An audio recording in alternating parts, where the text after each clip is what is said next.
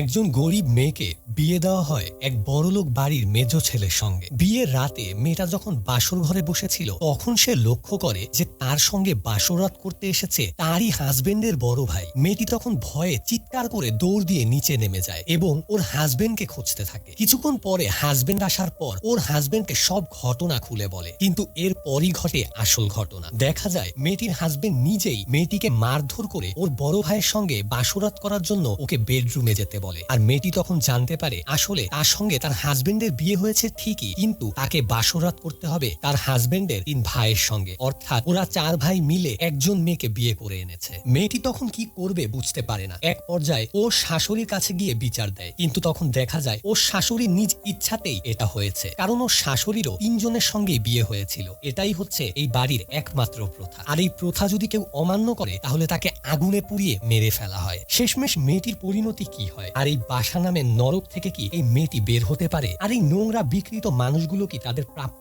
শাস্তি পায়? জানতে হলে থাকতে হবে মুভি শেষ পর্যন্ত। কথা দিচ্ছি মুভির শেষটা দেখার পর আপনিও চমকে উঠবেন আর ভাববেন যে এইরকম ঘটনাও কি পৃথিবীতে ঘটতে পারে। হ্যালো ভিউয়ার্স, মুভিগাজমে আপনাদের সবাইকে স্বাগতম। আশা করছি সবাই ভালো আছেন। হাজির হয়ে গেলাম ভারতের সত্য একটি ঘটনা অবলম্বনে একটি ডকুমেন্টারির এক্সপ্লেনেশন নিয়ে। তবে চলুন আর কথা না বাড়িয়ে সরাসরি মুভির এক্সপ্লেনেশনে চলে যাই। মুভির শুরুতেই আমরা 4 জন ভাইকে বসে থাকতে দেখতে পাই। এদের মধ্যে সবথেকে বড় যিনি, ওর নাম হচ্ছে যোগী, আর মেজো ভাই মানে যার সঙ্গে আজকে বিয়ে হচ্ছে ওর নাম হচ্ছে নরেন, এবং তার ছোট ভাই বিষ্ণু, আর সবার ছোট সঞ্জয়। ওরা 4 জন আজকে অধীর আগ্রহে বসে আছে নতুন বউয়ের চেহারা দেখার জন্য। ওইদিকে ওদের মা নতুন বউকে পেয়ে অনেক খুশি। তবে আমরা দেখতে পাই নতুন বউয়ের চেহারা দেখার জন্য সবার থেকেও বেশি অধীর আগ্রহে বসে আছে বড় ভাই যোগী। ওর যেন আর তরই সহ্য হচ্ছে না। যোগীর বিয়ে হয়েছিল, কিন্তু ওর ওয়াইফ ওকে ছেড়ে আরেকজনের সঙ্গে চলে যায়। সেই দিনের পর থেকে যোগী আর বিয়ে করেনি। তো এবার যোগীর মা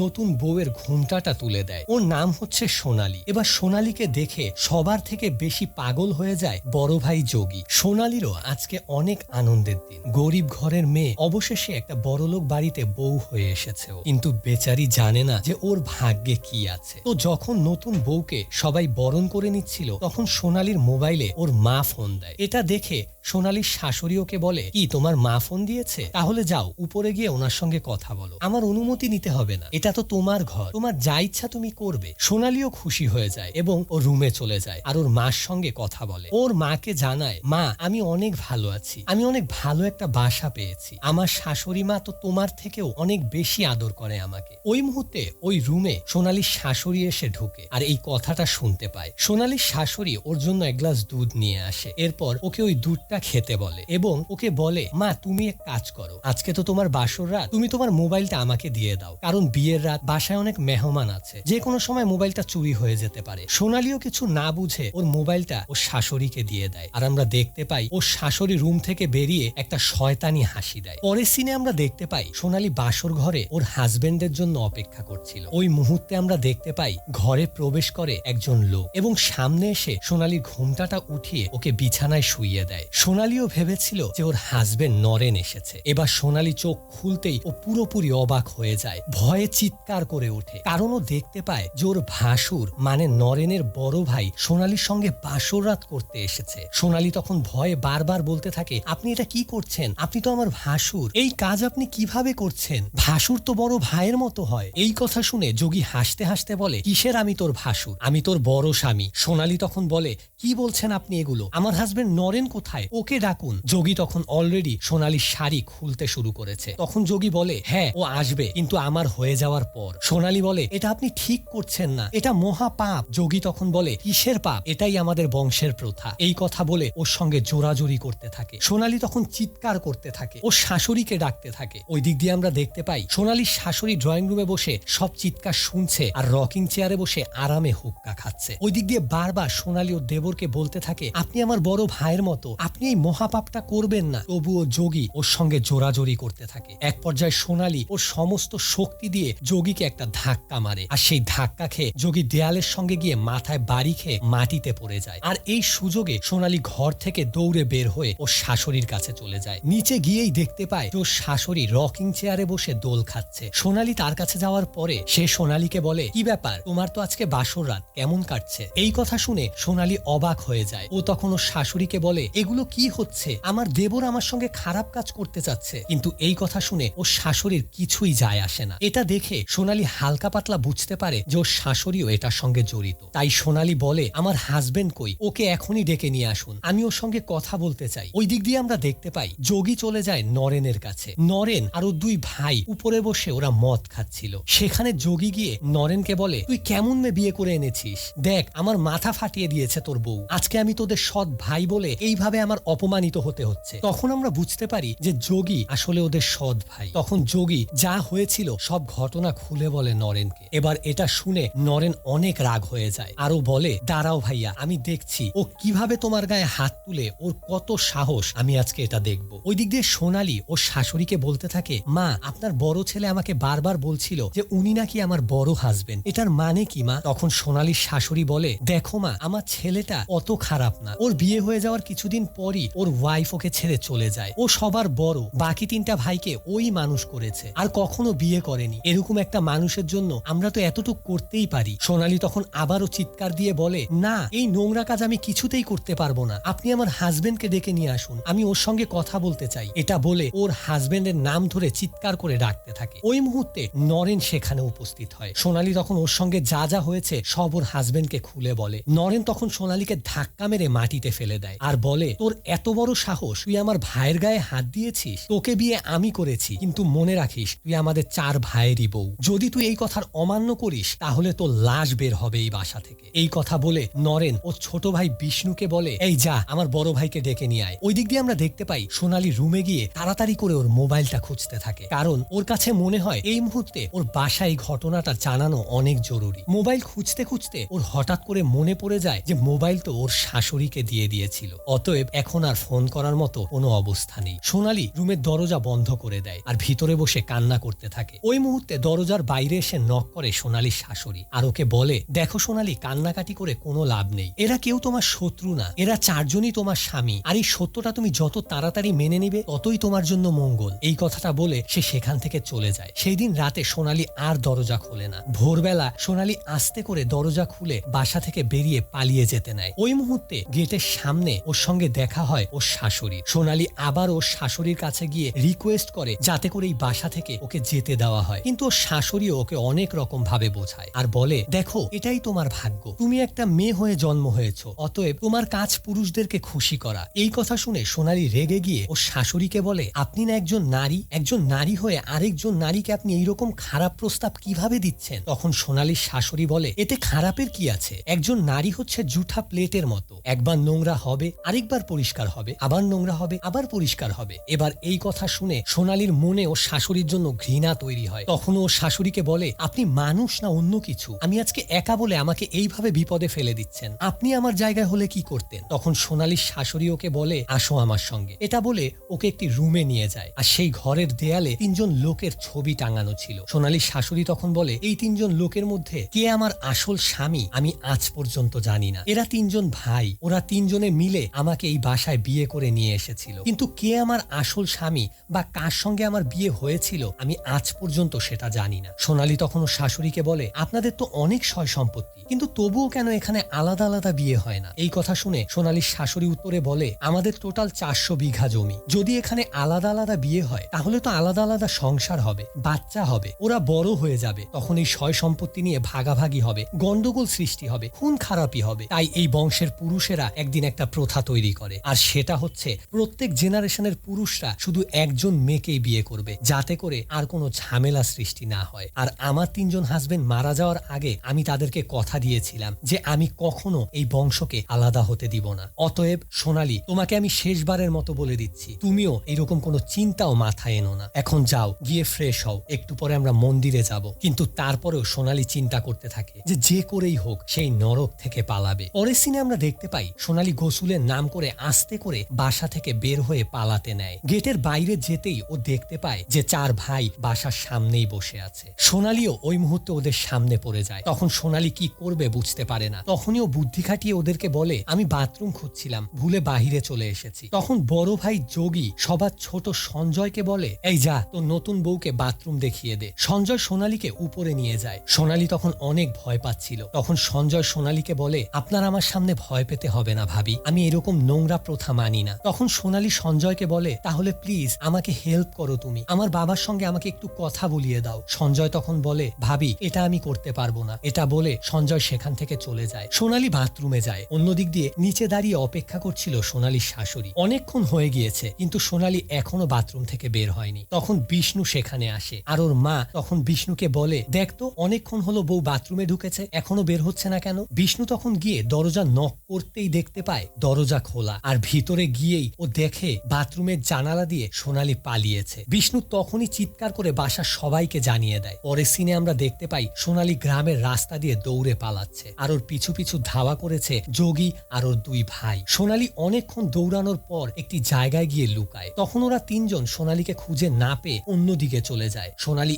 এই সুযোগে আবারও দৌড়াতে শুরু করে। অবশেষে সোনালী ওই গ্রামের যে প্রধান ছিল তার কাছে গিয়ে পৌঁছায় এবং তার কাছে সাহায্য চায়। ওই মুহূর্তে ওরা তিনজনও সেখানে চলে আসে। তখন ওদেরকে বাধা দেয় ওই গ্রামের প্রধান। সে বলে, আমার প্রথম দিনই সন্দেহ হয়েছিল কিন্তু আজ পুরো বিষয়টা ক্লিয়ার হলো। তখন যোগী বলে, দেখ প্রধান, ভালোভাবে বলছি, তুই আমাদের রাস্তা থেকে সরে যা, আমাদের ফ্যামিলি ম্যাটারে তুই ঢুকবি না। প্রধান তখন বলে, এটা এখন আর ফ্যামিলির ম্যাটার নেই, এটা এখন গ্রামের ম্যাটার হয়ে গিয়েছে, অতএব এটার বিচার এখন পঞ্চায়েতেই হবে, আর যতক্ষণ না এটার বিচার হচ্ছে ততক্ষণ এই মেয়ে আমার জিম্মায় থাকবে। পরের দৃশ্যে আমরা দেখতে পাই গ্রামে বিচার বসেছে। গ্রামের প্রধান সোনালীর মুখ থেকে সমস্ত ঘটনা শোনার পর এবার সোনালীর শাশুড়ির মতামত জানতে চায়, কিন্তু তখন সোনালীর শাশুড়ি বলে, আরে কথা তো পরে হবে, আপনার জন্য একটু মিষ্টি এনেছি, আগে মিষ্টি মুক্ত করুন। এটা বলে প্রধানের হাতে একটি মিষ্টির বাক্স তুলে দেয়। প্রধান মিষ্টির বাক্সটা খুলতেই দেখতে পায় সেটার ভিতরে অনেকগুলো টাকা, আর এটা দেখে প্রধান তো পুরোই খুশি হয়ে যায়। আর তখনই বিচার পুরোপুরি উল্টে যায়। সোনালীর শাশুড়ি বলে যে সোনালীর বাবা নাকি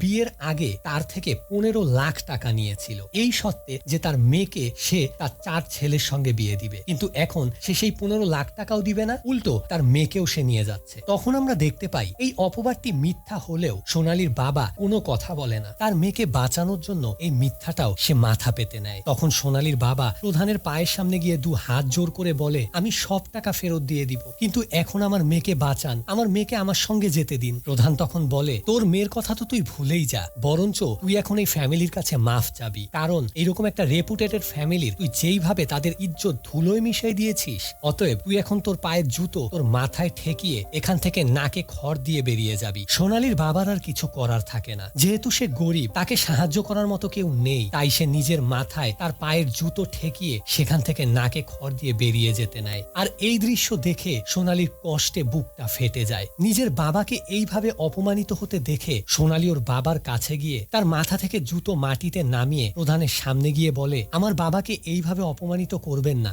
আমি ওদের সঙ্গে যেতে রাজি আছি। এরপর বিচার ডিসমিস হয়ে যায়। পরের সিনে আমরা দেখতে পাই সোনালী বাসায় আসার পর ওর শাশুড়ি বলে, আমার অনেক মান সম্মান মেরেছিস তুই, এখন তোর এই 4 জন স্বামী এই মুহূর্তে তোর মাথায় সিঁদুর দিবে, যাতে করে তুই আর কখনো এদেরকে ছেড়ে না যেতে পারিস। তখন আমরা দেখতে পাই 4 জন ভাই সোনালীর সামনে এসে ওর মাথায় সিঁদুর পরিয়ে দেয়। ছোট ভাইটা না দিতে চাইলেও বিষ্ণু ওর হাত ধরে জোর করে সোনালীর মাথায় সিঁদুর দিয়ে দেয়। সেই দিন রাতে সোনালীর রুমে প্রথমে বড় ভাই যোগী যায় এবং ও সোনালীর সঙ্গে শারীরিক সম্পর্ক করে। সোনালী মরা লাশের মতো হয়ে যায় আর ওর চোখ দিয়ে টলটল করে পানি পড়ছিল। যোগীর হয়ে গেলে এরপর মেজো ভাই মানে নরেন যায়, আর এরপর একের পর এক 3 জনই সোনালীর ইজ্জত লুট করে। 4 নাম্বার ভাই অর্থাৎ সঞ্জয়ের যখন পালা আসে, সঞ্জয় তখন রুমের ভিতরে গিয়ে দেখে সোনালী বিধ্বস্ত অবস্থায় শুয়ে আছে। এটা দেখে সঞ্জয়ের অনেক খারাপ লাগে, ও তখন রুম থেকে বেরিয়ে যায়। পরের দিন সকালে আমরা দেখতে পাই বাগানে বসে সোনালীর শাশুড়ি আর তার 4 ছেলে চা খাচ্ছিল। সোনালীর শাশুড়ি তখন বলে,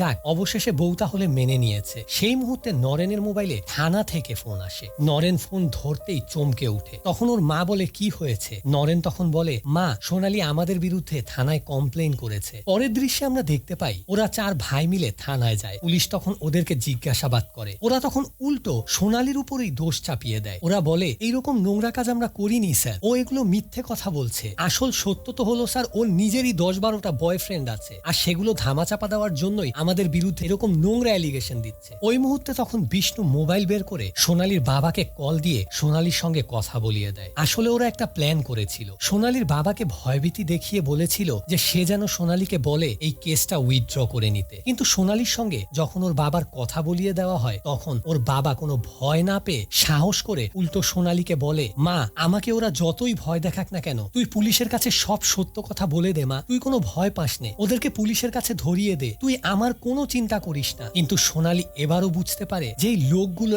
এত সহজে সোনালীর পিছু ছাড়বে না। অতএব এরকম কেস কামারি করেও ওদের পিছু ছাড়া যাবে না। যদি কিছু করতেই হয় তাহলে সোনালী নিজেরই করতে হবে। তখন সোনালী ওদের বিরুদ্ধে করা মামলাটা উইথড্র করে নেয় আর পুলিশ অফিসারকে সরি বলে সেখান থেকে বেরিয়ে ওদের সঙ্গে বাসায় ফিরে আসে। এরপর বেশ কয়েক মাস কেটে যায়। আমরা দেখতে পাই সোনালী এখন ভালোভাবেই ওদের সঙ্গে সংসার করছে। একদিন সবাই মিলে যখন ডাইনিং টেবিলে খাবার খাচ্ছিল, সোনালী তখন সবাইকে খাবার বেড়ে দিচ্ছিল। ঠিক সেই মুহূর্তে সোনালীর বমি পেতে শুরু করে আর সেখান থেকে দৌড়ে ও উপরে বাথরুমে চলে যায়। তখন সবাই একটু অবাক হয়ে তাকিয়েছিল। তখন সোনালীর শাশুড়ি বলে, আরে এত অবাক হচ্ছিস কেন? তোদের ঘরে খুশির খবর আসছে, মানে সোনালী মা হতে যাচ্ছে। যোগী মানে সবার বড় ভাই তখন বলে, প্রথম সন্তানটা কিন্তু তাহলে আমারই হবে, এরপর যেই যেই সন্তান হবে ওগুলো তোরা তোদের নাম দিস। তখন সোনালীর শাশুড়ি বলে, খেয়াল রাখিস যেন ছেলে সন্তানই হয়, মেয়ে সন্তান হলে কি করতে হবে এটা তো তোরা ভালোভাবেই জানিস। ওই দিক দিয়ে আমরা দেখতে পাই সোনালী একটা ভয়ঙ্কর সিদ্ধান্ত নিয়ে ফেলেছে। ও ওয়াশরুমের ভিতরে গিয়ে কান্না করতে থাকে আর বলতে থাকে, কিছুতেই আমি এই নোংরাকে আমার পেটে জন্ম দিতে দিব না। আর এই কথা বলেই সোনালী নিজেই নিজের পেটে আঘাত করতে থাকে। এক পর্যায়ে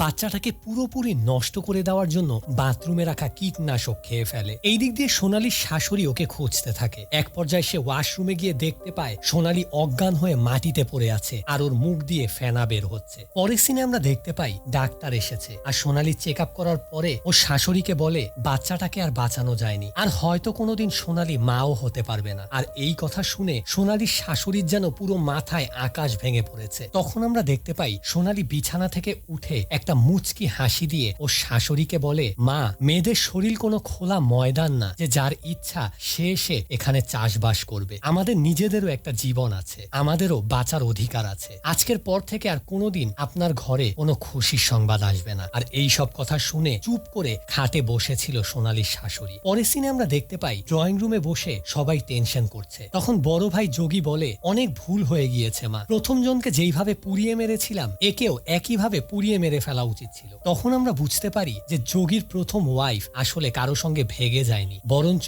যোগী নিজেই ওকে পুড়িয়ে মেরে ফেলেছিল। যোগী তখন বলে, প্রথম জনকে তো মেরে ফেললাম, দ্বিতীয় জন আর কখনো মা হতে পারবে না, এখন তৃতীয় জন আনবো কোত্থেকে? অমন টাইমে বিষ্ণুর চোখ পড়ে ওর ছোট ভাই সঞ্জয়ের দিকে। বিষ্ণু তখন সঞ্জয়ের সামনে গিয়ে বলে, কিরে ভাই, তোর না একজন ফ্রেন্ড আছে, মেয়ে ফ্রেন্ড? সঞ্জয় তখন অবাক হয়ে তাকিয়ে থাকে। ও বলে, ও তো আমার ফ্রেন্ড, আর এই সব কাজও কখনোই করবে না। এই সময় নরেন উঠে সঞ্জয়ের সামনে গিয়ে বলে, ও করবে না সেটা আমরা দেখব। তখন যোগী বলে, হ্যাঁ, একবার বিয়ে হয়ে যাক না, এরপর সোনালীকেও একই রকম ভাবে পুড়িয়ে মারবো যেইভাবে প্রথম জনকে মেরেছিলাম। ওই দিক দিয়ে ছোটখাটো সঞ্জয় তিন ভাইয়ের মাঝখানে পড়ে আর ওরও কিছু করার থাকে না। সেও রাজি হয়ে যায় ওর গার্লফ্রেন্ডকে বিয়ে করিয়ে এই বাসায় চারজনের বউ করিয়ে নিয়ে আসার জন্য। অমন টাইমে সেখানে সোনালী এসে উপস্থিত হয় এবং সঞ্জয়কে ডাক দিয়ে বলে, ভাইয়া, কাল থেকে নবরাত্রি পূজা শুরু হচ্ছে, আমি এই বছর আমার স্বামীদের জন্য উপোস থাকতে চাই, আমার জন্য বাজার থেকে এই জিনিসগুলো নিয়ে আসবে। এটা বলে সঞ্জয়ের কাছে একটা লিস্ট ধরিয়ে দিয়ে ও সেখান থেকে চলে যায়। সঞ্জয় কথা মতন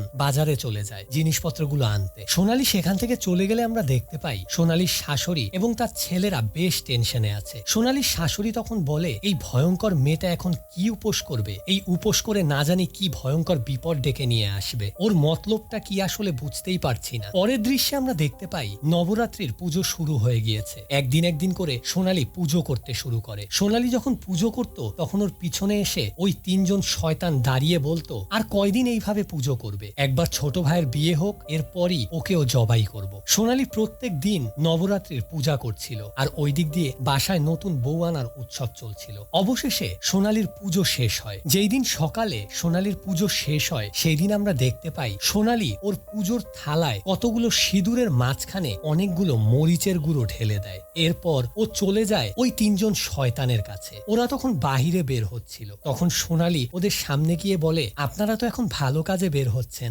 আমি আমার পুজো শেষ করেছি, আপনাদের জন্য আমি উপোসও করেছি, এবার আপনাদের পুজো করব আমি। আসুন একে একে আপনাদের তিনজনের পুজো করব, এরপর আপনারা আমাকে আশীর্বাদ করবেন। এই কথা শুনে নরেন বলে উঠে, এই তো এইরকম ভালো বউয়ের মতো যদি তুমি শুরু থেকেই থাকতে তাহলে তো আর এত ঝামেলা হতো না, আর আমরাও আরেকটা মেয়ে খুঁজতাম না। আর ওই দিক দিয়ে সোনালী একে একে তিনজনের পুজো করতে শুরু করে। এবার পুজো শেষ হওয়ার সঙ্গে সঙ্গে আমরা দেখতে পাই সোনালী ওই পুজোর থালা থেকে সেই সিঁদুরের সঙ্গে মরিচের গুঁড়োর মাখাটা হাতে নিয়েই ওই তিনজনের চোখ চোখের দিকে ছুঁড়ে মারে আর মরিচের গুঁড়ো ওদের তিনজনের চোখে যেতেই ওরাও চিৎকার করতে শুরু করে। আর সেই মুহূর্তে আমরা দেখতে পাই সোনালীর হাতে একটা বড় দা, আর সেই দা দিয়ে প্রথমে ও বিষ্ণুর গলায় একটি কোপ মারে আর এক কোপে বিষ্ণুর গলা কেটে যায় আর বিষ্ণু মাটিতে পড়ে ছটফট করতে থাকে। এরপর ওই দা দিয়ে নরেনের গলায় কোপ মারে আর নরেনেরও একইভাবে গলা কেটে যায় আর ও গলা ধরে ছটফট করতে করতে মাটিতে পড়ে যায়। শেষমেশ ওই দাটা দিয়ে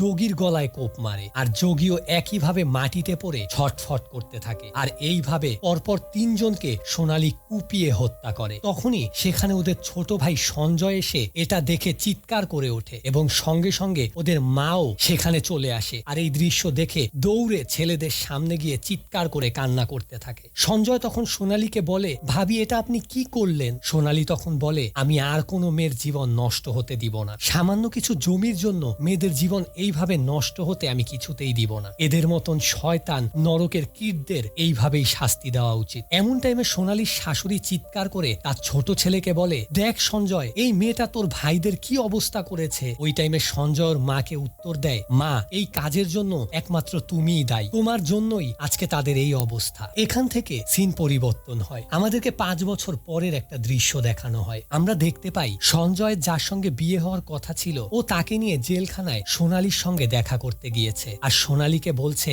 ভাবি আপনি যতদিন না জেল থেকে ছাড়া পাচ্ছেন ততদিন আমি বিয়ে করব না, আপনার আশীর্বাদ নিয়েই আমি বিয়ে করব। সোনালী তখন বলে, ভাই তোমাকে আমি আশীর্বাদ করছি, কিন্তু তুমি আর দেরি করো না, বিয়ে করে ফেলো। আমি এখন অনেক খুশি, কারণ এখন আর সামান্য কিছু জমির জন্য কোনো মেয়ের জীবন নষ্ট হবে না আর অসহায় মেয়েদেরকে এরকম অত্যাচারিত হতে হবে না। আর এইরকম একটি সুন্দর মেসেজের সঙ্গেই এই ভারতে ঘটে যাওয়া সত্য ঘটনার ডকুমেন্টারিটি এখানেই শেষ হয়। আসলে মানুষ বলতে আমরা কি বুঝি? তার ভিতরে সরলতা, মায়া, করুণা, ভালোবাসা, শ্রদ্ধা, এগুলোর সংমিশ্রণেই তো একজন প্রকৃত মানুষ গড়ে ওঠে। তবে এর কোনো কিছুই এই 3টি ভাইয়ের মধ্যে ছিল না। এরা 3জন মানুষকে মানুষ মনে করত না, বিশেষ করে নারীকে মানুষ মনে করত না, মনে করতো একটা ভোগের বস্তু। সব থেকে অবাক হলেও সত্য যে একজন নারী হয়েও এই 3জন ছেলের মা, সেও এই সোনালীকে একজন মানুষ হিসেবে নয় বরং একটা বস্তু হিসেবে দেখত। আর তাই আজকে এই 3জন ছেলে হারিয়ে হয়তো সে নারীর মাহাত্ম্যটা